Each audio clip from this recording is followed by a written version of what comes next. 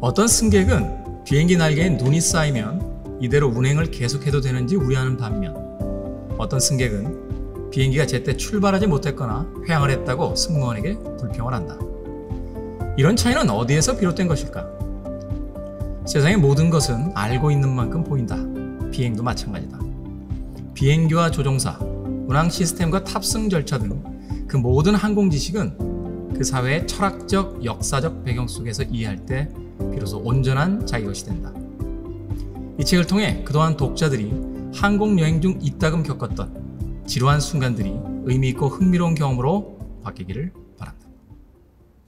안녕하세요. 게으른 책 읽기의 김태훈입니다.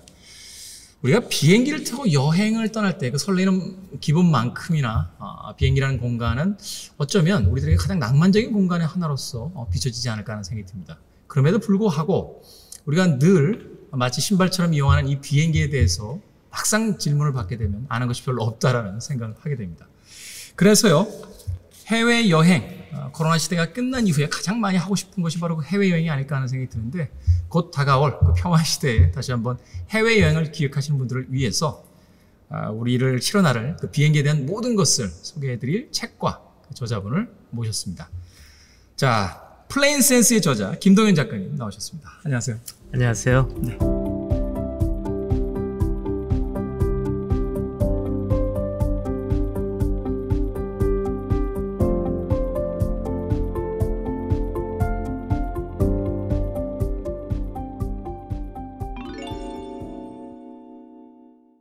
자, 작가님에 대한 그 소개를 제가 드려야 될 것 같습니다. 책의 저자이기도 하십니다만 현재 대한항공의 수석 기장님이시죠? 예, 그렇습니다. 코로나 때문에 비행이 많이 줄지 않았습니까? 예, 줄기는 했지만 아직 화물기 영업이 예전보다 오히려 더 활성화되어서 비행 시간은 크게 줄지는 않았습니다. 네. 얼마 전에 그 뉴스에 났던 그 사진을 보면서 예. 그 승객들이 앉아야 될 자리에 그 화물이 놓여져 있는 걸 보면 예. 참 한편으로 씁쓸하기도 하고 그렇게라도 항공산업이 계속해서 좀 유지가 돼줘야 예. 코로나가 종식이 된 뒤에 또 즐거운 여행을 갈 수 있겠다. 그렇습니다. 네, 이런 생각을 했었는데 제가 작가님의 이 그 양력을 보다 보니까 프로필을 보다 보니까 총 비행 시간이 1만 시간을 넘으셨어요. 예. 저희들이 그냥 일반적으로 생각할 때 어마어마한 시간이다라는 것은 알겠는데 전체 기장들로 봤을 때 이 정도면은 상위 몇 퍼센트 안에 들어가는 비행 시간입니까? 조종사들한테 그 비행 시간이라는 게 자기 경력을 나타내는 건데요. 일반인 승객들이 탑승하는 비행 시간은 좀 다릅니다. 네.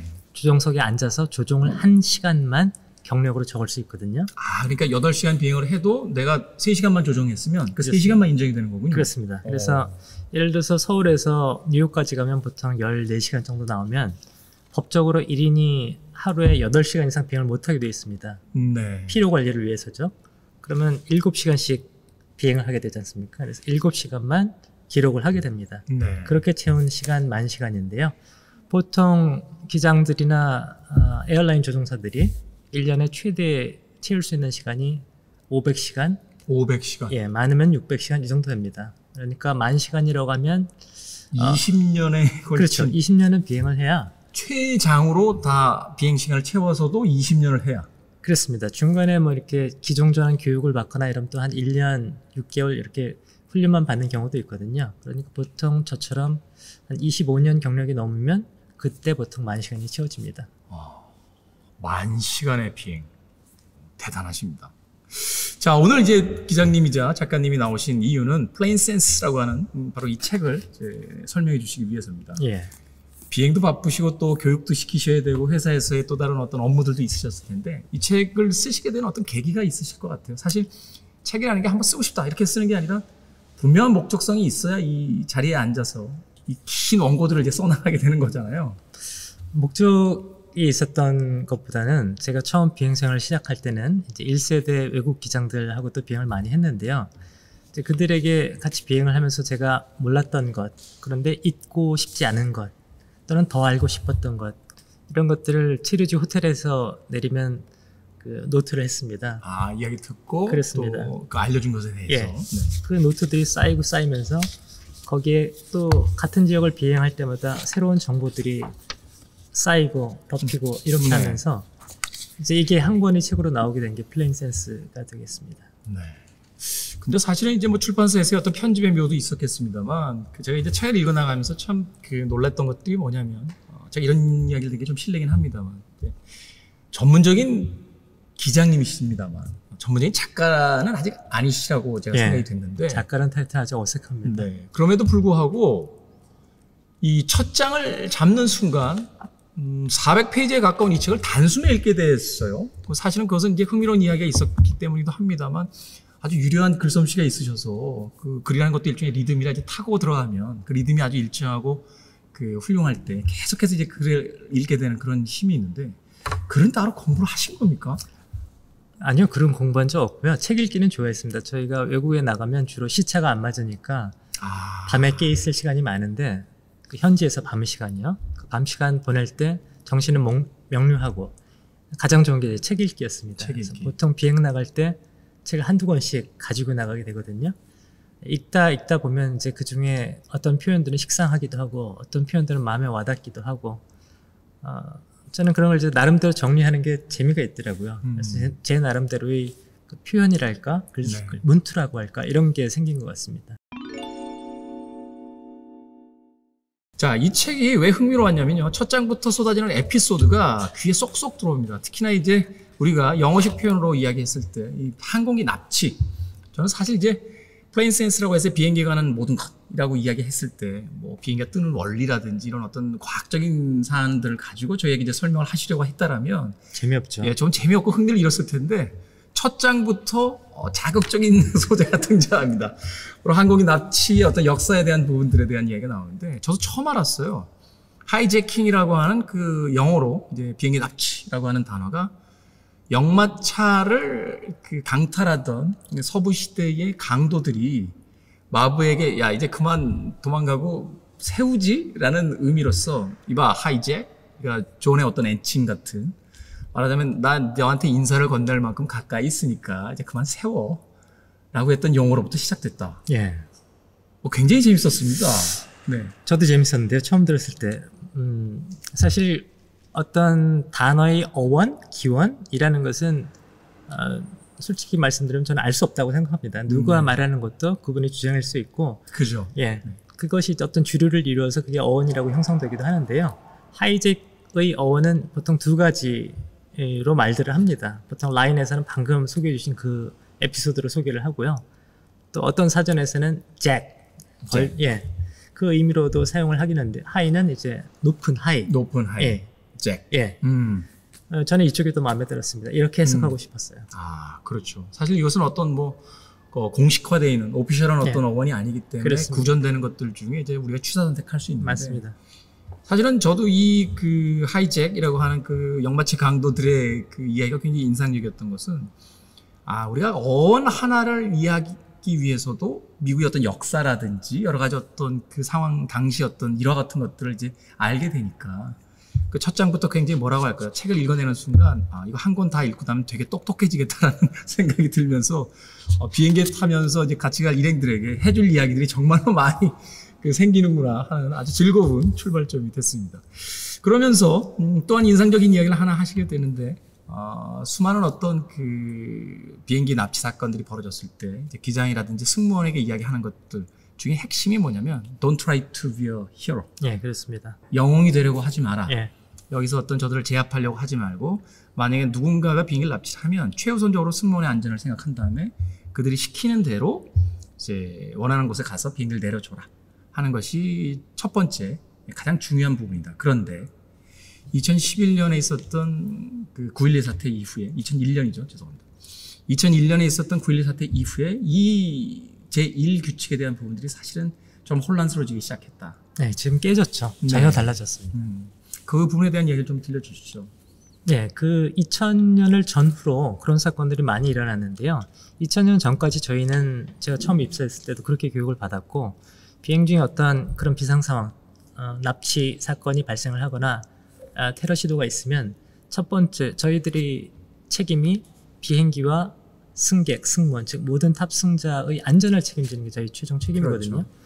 그 안전만을 위해서 어디 가든지 간에 나머지 해결책은 외교적, 정치적으로 해결이 되도록 하고 비행기를 안전하게 안전한 곳에 착륙시키는 것이 첫 번째 저희 책임, 이렇게 배웠습니다. 네. 그렇게 2000년까지 되어 오다가 이제 그게 아니라는 게 이 책에도 소개된 그 니시자와라는 일본 청년이 747-400 비행기를 납치해서 그 500명이 넘는 승객이 한꺼번에 모두 희생될 뻔한 사건이 발생을 했고요. 바로 이어서 이제 9.11 테러가 발생했습니다. 네. 즉 자신을 포함한 모든 사람들의 그들의 말로는 순교 또는 희생 말고는 원하는 것이 없는 사람들이 있다는 것이 확인이 된 거죠. 네. 그때 비행기를 마치 하나의 거대한 미사일처럼 사용하는. 그렇습니다. 그때 모든 룰은 바뀌었습니다. 지금은 객실에서 어떤 일이 벌어지든 조종실문은 승객이 탑승하는 시점부터 승객들이 모두 내리는 시점까지 잠궈두는 것이 국제적인 룰이거든요. 원칙이죠. 예. 그래서 어떤 일이라도 열 수도 없고 또 납치범의 요구에 응한다는 것도 예전과는 다른 개념이 되었죠. 저희 기장의 판단으로 가장 안전하고 가장 빨리 내릴 수 있는 공항에 내리는 것이 저희 역할로 바뀌었습니다. 말하자면 이제 기장의 역할이 훨씬 더 중요해졌다라고 생각해 볼 수 있겠네요. 과거에는 납치범의 요구를 그냥 들어주는 것으로서 흥분시키지 않고 비행기를 착륙시키는 것이 이제 목적이었다라면 이제는 그 납치범들이 만약 발생했을 때 그들의 요구사항과 현실적인 상황과 이것들을 모두 다 종합하면서 결국은 최종적인 책임을 지고 어떤 결정을 내리고 판단을 하고 행동해야 되는 이런 어떤 중책이 또 맡겨지게 된 거네요. 그렇죠. 그 끔찍한 판단을 해야 되는 건데요. 그 니시자와 사건의 견해에서 보면 그 기장이 밖에서 그 니시자가 여승무원의 목에 칼을 들이대고 조종실문을 열라고 했을 때 안 열었으면 아마도 승무원이 희생됐을 거예요. 네. 기장이 비상구에 있는 문으로 이렇게 조종실문을 보니까 그 광경을 보고 문을 열어야 될 거라고 했을 적에 그 부기장은 이미 그때 알고 있었습니다. 열면은 들어와서 납치를 시도할 것이라고. 그래서 부기장은 반대했어요, 사실은. 음성 기록에도 모두 남아 있는데요. 근데 그 기장은 이 승무원의 목숨이 위태로우니까 그래서 열었죠. 열은 결과는 이제 본인은 희생이 되었고 비행기도 끔찍한 사고를 겪을 뻔하다가 간신히 기사회생했는데요. 이제는 그게 우리 모든 전 세계 에어라인 조종사들한테 닥쳐와 있는 위험이고 그만큼 항공 보안에 대한 게 그 순간에 끔찍한 결정을 하지 않기 위해서는 어떤 과정들이 지금 되어 있는가를 설명하고 싶었던 것들입니다. 그렇죠. 우리가 낭만적으로만 생각하는 그 비행기 여행 속에 그토록 많은 어떤 책임과 어떤 결정을 내려야 되는 그런 위기의 순간들이 있다는 것도 책을 통해서 또 알게 됐습니다.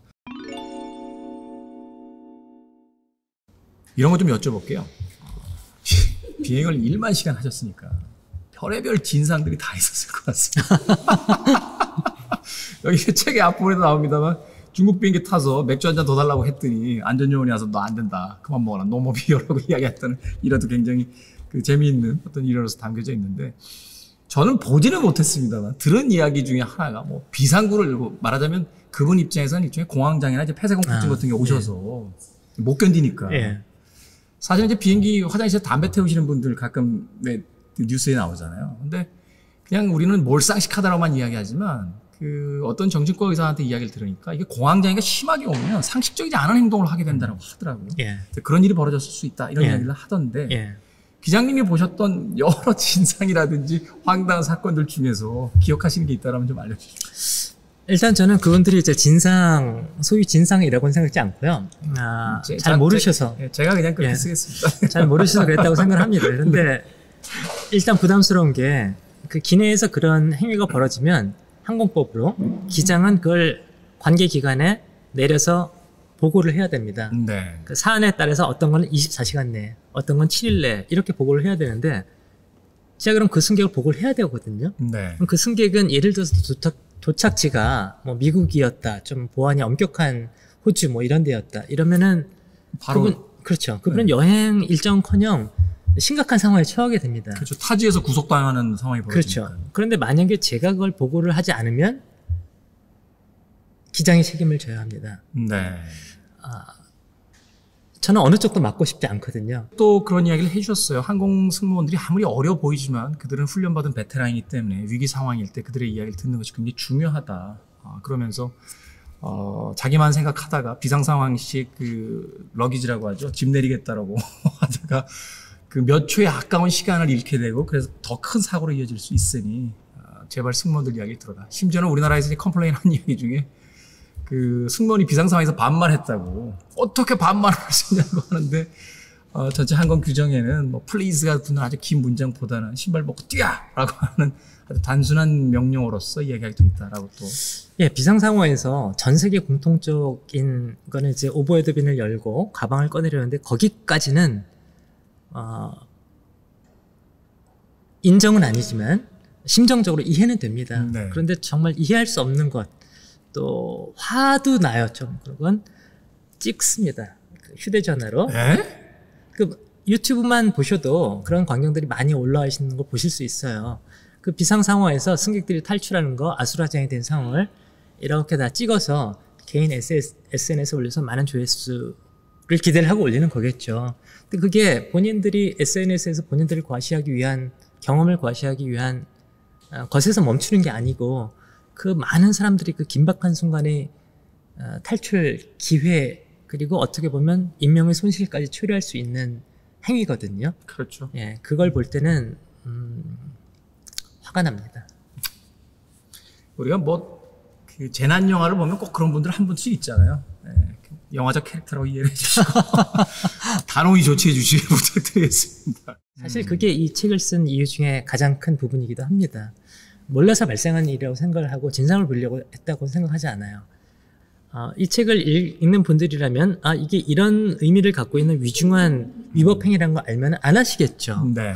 그 앞에 보안에 대한 이야기도 그 아까 하이제킹기도 많이 한 이야기가 이걸 어떤 분들은 스토리로 받아들일 수 있지만 제가 쓴 의도는 저희가 공항에 도착해서 뭐 보안 검색을 하고 탑승할 때까지 절차가 굉장히 복잡합니다.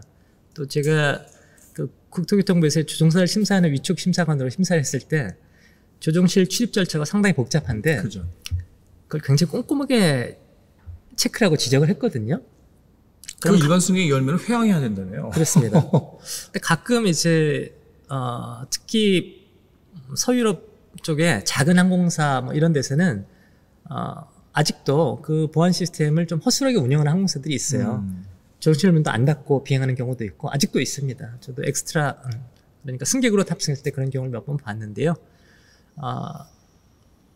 이렇게 외국에서 비행하다 온 사람들이나 혹은 경험이 적은 우리 조종사들도 제가 체크할 때 그걸 아주 위중한 행위로 지적을 하면은 약간 그 억셉트를 잘 못하는 경우도 있기도 해요. 그게 왜? 라고. 이제 저희가 비행 처음 배울 때 어떤 스킬보다 중요한 게 각각의 행위가 어떤 가치, 얼마나 중요한 무게를 가지고 있는가, 태스크 밸류에이션이라고 표현을 하던데 그 얘기를 쓴 거거든요. 네. 그래서 스토리를 통해서 거기까지 항공 종사자들도 보안 검색을 하는 분도 또 보안 검색을 받는 우리도 승객도 이렇게 그게 상식으로 자리 잡아줬으면 좋겠다 이런 마음으로 썼습니다. 네. 그러니까 우리가 참 몰라서 여러 가지 어떤 실수들을 하게 되는데 저도 꽤 오래전에 그런 실수, 뭐 위중한 실수는 아닙니다만 그 깜빡 물이 먹고 싶은데 그 승무원 호출하는 버튼을 누르면 되잖아요. 근데 이제 그 버튼이 있다는 걸 잊어버리고 그 승무원들이 안 보이길래 이렇게 일어나서 저쪽 승무원들이 들어가서 이 커튼을 이렇게 열고 물 좀 주세요. 그래서 화들짝 놀라시는 거예요. 나중에 그걸 이제 실제 이제 그 항공 승무원한테 이야기했더니 그것이 굉장한 신뢰라고. 왜냐하면 그 공간 내에서 이제 서비스 시간이 끝나고 승무원들도 이제 좀 다음 서비스를 쉬고 있는 건데 그걸 이제 버튼을 눌러서 이제 그 커튼이 막혀 있다는 건 말하자면 그게 사적인 공간으로서 나눠져 있는 건데 그거를 승객이 열고 들어가는 건 엄청난 실수다라고 이야기를 해서 그때 이제 비로소 이게 참 몰라서 여러 가지 실수를 하게 되는구나. 부디 너그럽게 좀 봐주시고 네, 부탁드리겠습니다. 흥미로운 얘기 하나 여쭤보고 싶습니다. 저희들이 이제 막 신화처럼 혹은 전설처럼 위에 내려오는 비행기에 대한 여러 가지 이야기들이 있는데 그 중에 하나 이런 겁니다. 기장과 부기장은 절대로 같은 도시락을 먹지 않는다. 맞습니까? 일단 도시락 자체가 저희가 준비할 수 없는 거고요. 네. 기내에서 이제 검사, 엄격한 품질 검사를 거쳐서 보안 검사를 거쳐 들어온 기내식만 먹을 수 있습니다. 네. 그거를 다른 종류를 먹게 돼 있고 네. 시간을 달리해서 먹게 돼 있습니다. 식중독 때문에 그렇죠. 한 사람 탈이 나도 한 사람만 나야 되니까. 그렇습니다. 네. 예. 그래서 그럴 가능성을 최대한 줄이고자 사실 전 세계 공통적으로 있는 룰인데요. 보통 외국 같은 데서 보면 외국 조종사들이 터미널 안에 보통 카페테리아가 많이 있지 않습니까? 바나나 하나를 사서 들고 타기도 하고 도너츠를 들고 타기도 하고 뭐 이런 경우가 있긴 한데 사실은 엄연히 얘기를 하자면 규정적으로는 금지된 행위죠. 예. 그렇군요. 예. 그것도 사실은 그 어떤 저희 신체에 이제 탈을 낼 수 있는 그렇습니다. 요소가 되기 때문에. 예. 그렇군요. 예. 앞으로 저 외국 나갔다가 외국 항공사 직원들이 도나스 먹고 있으면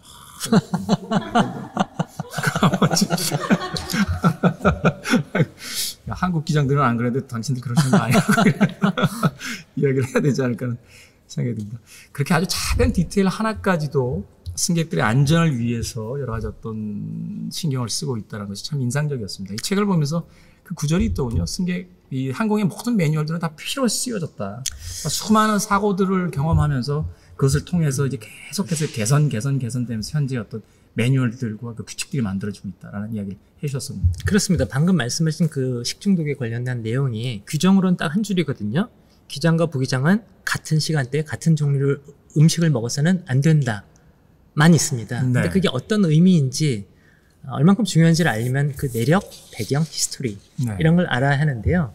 사실 그렇게 해서 어떤 식중독이 발생을 해가지고 비행 안전에 영향을 미쳤던 사례는 여지껏 수십 년 동안 단 몇 건에 불과할 겁니다. 네. 그 몇 건이 나한테 발생하겠어? 뭐 이렇게 확률적 접근을 한다거나 아니면은 그런 배경 자체는 제쳐두고 이런 규정까지 뭐 이렇게까지 해야 하나? 라고 이제 생각하게 되면 그 룰이 이렇게 휘어지거나 깨지거나 이렇게 되는 것이죠. 그러다가 언제 또 한 번 이제 발생할 수도 있는 사건으로 이어질 수도 있고요. 네. 말하자면 100만 분의 1의 확률이라 할지라도 그것이 위험 요소를 가지고 있다라면 그것을 하지 않도록 하는 것이 바로 지금까지 많은 사례들을 통해서 이제 경험적으로 습득된 한국 매뉴얼이다. 그렇습니다. 비행 중엔 최소한 저 혼자만의 안위가 아니고 뒤에 그 수백 명의 승객이 있으니까요. 조종사들이 그런 책임감을 갖고 다 그런 규정 하나하나를 의미 있게 받아들이는 것이죠. 사실 이 비행기의 발명은 그 단순하게 교통의 혁명뿐만이 아니라 우리 시대에 많은 것들을 바꿔놨다는 이야기를 들었어요. 제가 가장 인상적이었던 것이 그 토지 소유권에 대한 부분이 비행기의 발달 이전과 이후로 나눈다. 그게 무슨 얘기냐라고 했더니 비행기 발달 이전에는 땅을 가지고 있으면 그 위에 하늘도 다 땅 주인 거였다는 거죠. 다 내 거야 라고 했는데 어느 날 이제 비행기가 발명이 돼서 막 하늘을 날기 시작하니까 한 농부가 시끄러워 죽겠다. 내 땅 위로는 비행기 못 오게 해달라고 이제 법원에다가 그 소송을 제기했고 법원에서의 판단은 땅 위의 하늘이 개인의 소유였던 것은 비행기의 발명 전이다. 새로운 문명의 이가 발명됐기 때문에 이제 그 관례를 얻고 지상으로부터 몇 메타 이상은 공공의 부분을 이제 그렇습니다. 설정한다. 뭐 이렇게 이야기가 됐다고 그래요. 이 비행기로 인해서 우리 삶에서 가장 크게 바뀌거나 또는 어떤 가장 드라마틱한 것들이 있다라면 어떤 것일까요? 기자님 생각하시기에. 글쎄요. 일단 뭐 과학적인 또는 철학적인 관점에서 보면은 여지껏 관념적으로 생각했던 것이 좀 더 현실화가 되었다고 할까? 그것이 개념이 될 것 같은데요. 실제 그것보다 좀 더 현실적으로 본다면 예전에 저도 항공사에 들어오기 전에는 그 지구 물리적인 지구가 아니라 우리가 사는 세상에 대한 개념이 우리가 서로 얽혀 있다, 엮여 있다, 관련돼 있다 이런 생각을 못했습니다. 네. 지금은 달라요. 내가 지금 살고 있는 이 우리나라 땅뿐 아니라 이 전 세계가 단지 이렇게 물리적으로만 연결이 되어 있는 게 아니라 우리 삶 자체가 연결되어 있다는 게 느껴지고요. 그 많은 그 문화, 정신적, 또 물질적 이런 생산품들이, 창조물들이 서로 이렇게 교류되는 시기가 점점 빨라졌죠, 시간이. 비행기 역할이라고 봅니다. 앞으로 점점점 문화든 문명이든 거의 동시대권이 되지 않을까 이렇게 생각을 합니다. 그렇군요. 어서 빨리 좀 마음 놓고 비행기를 탈 수 있는 그런 시간이 왔으면 좋겠다라는 생각을 해보게 됩니다. 자, 이제 마무리를 좀 해야 될 것 같습니다. 이 책은요, 굉장히 흥미로운 게 비행 매뉴얼일 수도 있고 혹은 항공산업과 그 전반에 걸친 재미있는 인문화, 역사 소설일 수도 있고 또한 이야기가 굉장히 많이 담겨 있어서 흥미롭게 아마도 제가 보기엔 그 MBC의 서프라이즈 작가팀이 가장 좋아할 만한 이야기가 아닐까 생각이 들 정도로 굉장히 흥미로운 이야기가 많아서 그 읽는 그대로의 재미도 또 굉장히 넘쳐났습니다. 그럼에도 불구하고 이 책을 작가로서 저자로서 또다시 이제 처음 만나게 될 분들에게 작가의 언어로서 소개를 해주신다면 어떻게 소개를 해주실지 끝인사로 좀 남겨주십시오. 예, 누구나 보고 싶어하는 면이 있고 또 볼 수 있는 면도 그와 다른 한 면에 있다고 생각합니다. 이 책을 스토리로 재밌게 읽어주신 독자분들께 감사를 드리고요. 그 스토리 배경에서 또 어떤 이야기를 이제 캐치해서 본인들이 특히 항공조사 동료들한테서 그런 메일을 많이 받았거든요. 굉장히 감사합니다. 그리고 또 그 내면에 방금 저희가 나눴던 대화처럼 그런 부분까지 저는 담으려고 담은 건 아닌데 나름대로는 제 생각이 있는 흐름대로 썼습니다. 단기간에 쓴 건 아니고 오래 생각해온 노트들 정리해온 책인데요.